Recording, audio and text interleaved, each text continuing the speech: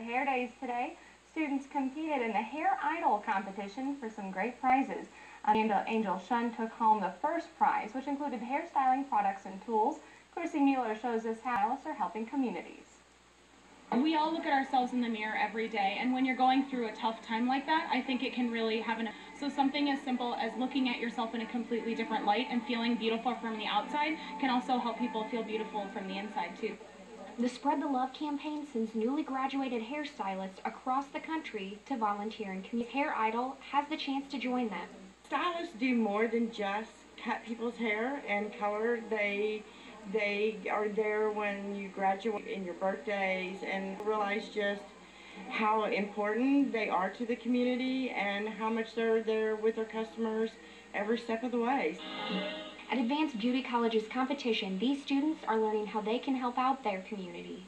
They need to know what it's like to better themselves, to give back to the community. They need to know what it's like to be under a little pressure, and it can only help them. It's really nice to see that our future really lies on these guys, and it shows that Quincy's going to have some great hairdressers. Chrissy Mueller, KHQA News, Hannibal.